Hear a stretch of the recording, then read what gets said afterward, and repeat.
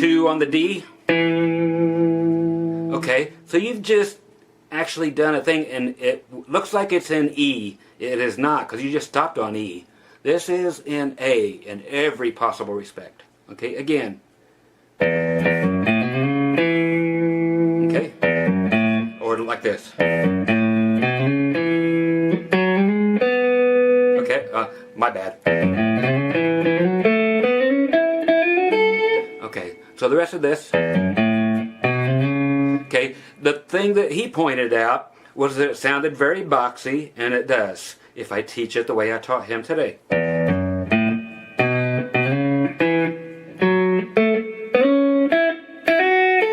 Okay, let's get you that box because it needs to be there. And then there's 2, 4. You slide up, like I said, 2 on the D, 4 on the D, 2 on the G. Now we're going to do a slide from 4 to 6 on the G, then 5 on the B, and then, okay, 5 to 7 on your B, then finally end up on the 1 again at the 5th fret on the E. So the very boxy sound that I taught you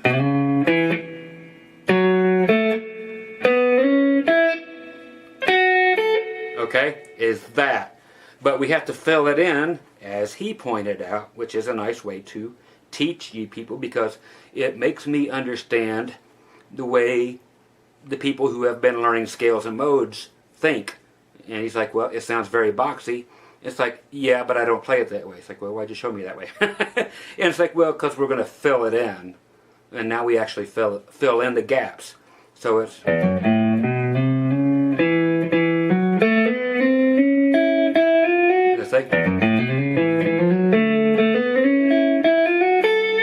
It ends up with things like that. Of course, pardon my mistakes, they're mine. So you can get those on the way. Okay, not just, okay, and instead of it's, okay, 4, 5, 6, then 5, 6, 7, and then 5.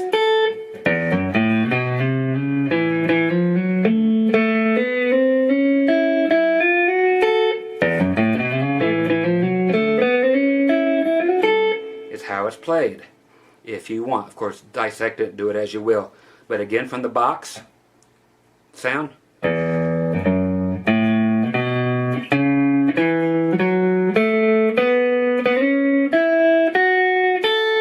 To the lick.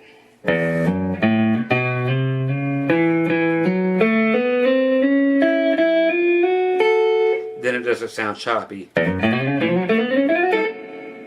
Okay?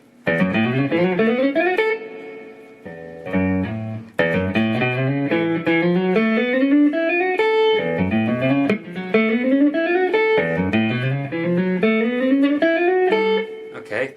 So that's the way I see things. So it's made up of these little, again, if it helps you, phrasing, and I use that phrasing too. A lot of songs have that phrasing with it. You know, country people will get that out of it. So it's just phrasing. Okay, so then if you're actually up here and you don't have pickup notes to confuse you, to make you think you're an A, if you go straight from your 5 bar chord, same thing, the boxy sounding thing, but we got to go a lot further. It's going to be 5, 7, 9, 7, 9, 7, so you're back to A, 7, I'm sorry, 5, 7, 9, 7, 9, 7, 9, 11, G is back to 9, 11, B at 10, 12, 14, E, 12, 14, and finally 17.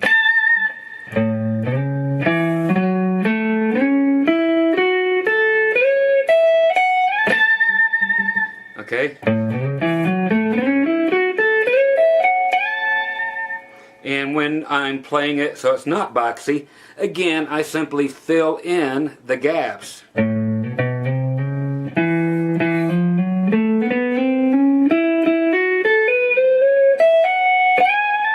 Okay?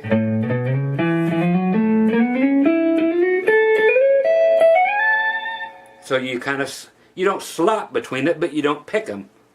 Okay, so it's, get the whole guitar in view here with the picking hand.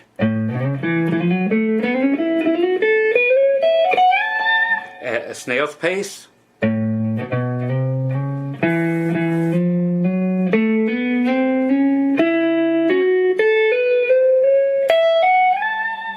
And at A tempo. So that's how I see the guitar. Maybe that's going to help, because it really made him stop and think. It's like, man, it's just like nothing that, you know, everybody else teaches, you know, including Chapman or anybody. I'm just using Chapman because he's one of the most well-known people out there that teach modes and scales and so forth. So it's just not in that vein of learning. It's just something else to consider, and it just seems to stump people who are going down that road. And it's not necessarily a country thing. If I were to rock this thing, okay, same thing. Or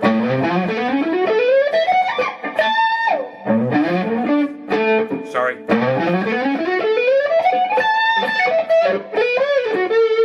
Okay, so it's all.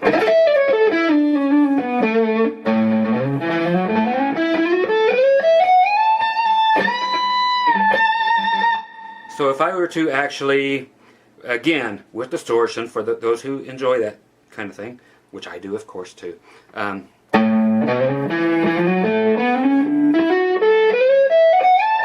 Again.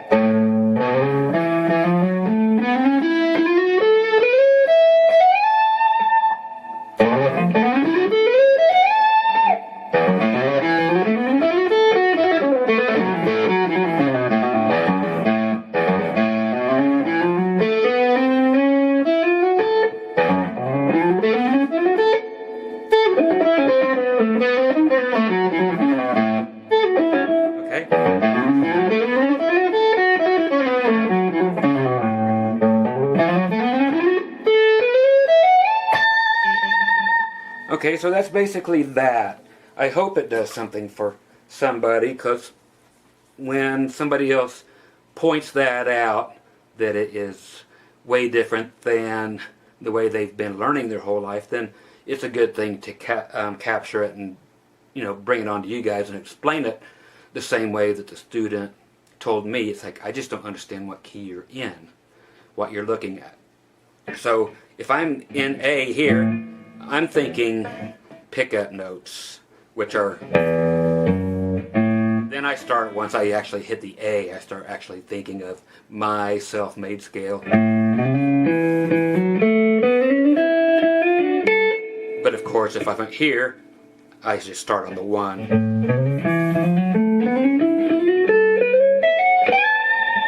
Okay, so I hope that helps anybody who needs that kind of help. Once again, Dr. Groovy, groovymusiclessons.com, and you guys be groovy, okay? And consider all methods of learning. They will mesh at some point, okay? Bye!